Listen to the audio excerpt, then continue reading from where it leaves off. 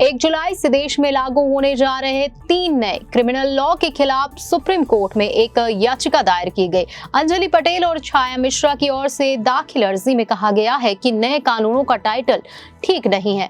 जो टाइटल रखा गया है उसके हिसाब से विधान की व्याख्या भी सही नहीं है और ना ही वो उद्देश्य पूरा कर रहा है। केंद्र सरकार की तीनों नए क्रिमिनल लॉ के खिलाफ सुप्रीम कोर्ट में याचिका दायर की गई है। याचिकाकर्ताओं ने इसके अमल पर रोक की मांग की है और अनुरोध किया है कि एक्सपर्ट कमेटी का गठन करके कानून की व्यवहारिकता परखे। सुप्रीम कोर्ट में advocate on record cover Siddharth की ओर से अर्जी दाखिल की गई है।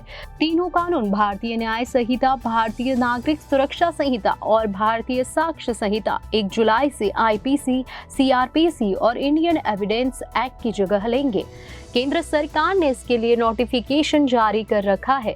अंजलि पटेल और छाया मिश्रा की ओर से दाखिल अर्जी में कहा गया है कि नए कानूनों का टाइटल ठीक नहीं। जो टाइटल रखा गया है उसके हिसाब से विधान की व्याख्या नहीं है और न ही वह उद्देश्य पूरा कर रहा है। नए कानून का जो नाम है वह स्पष्ट नहीं है। साथ ही कानून की धाराओं में कई विरोधाभास है। याचिका में कहा गया है कि जहां तक भारतीय न्याय संहिता का सवाल है तो इसमें ज्यादातर धाराएं आईपीसी के तहत रखी गई है। साथ ही भारतीय न्याय संहिता यानी बीएनएस में संगठित अपराध को भी शामिल किया गया है, जिसमें वाहन चोरी, जेब तराशी, परीक्षा के क्वेश्चन पेपर की बिक्री और अन्य तरह के संगठित अपराध को शामिल किया गया।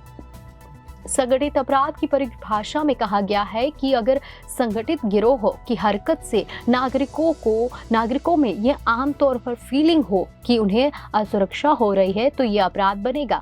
असुरक्षा की भावना वाली बात स्पष्टता के साथ परिभाषित नहीं है। साथ ही कहा गया है कि भारतीय न्याय संहिता में गैंग को परिभाषित नहीं किया गया है। साथ ही याचिका में कहा गया है कि किसी भी अपराध के मामले में 15 दिन की पुलिस रिमांड के लिए जाने का प्रावधान है और ये गिरफ्तारी के 40 दिन या 60 दिन के दौरान कभी भी लिया जा सकेगा। इस तरह से ये प्रावधान एक तरह से इस दौरान जमानत के प्रावधान को प्रभावित करेगा। गौरतलब है कि मौजूदा प्रावधान यह है कि गिरफ्तारी के 15 दिनों के भीतर ही रिमांड लिया जा सकता है।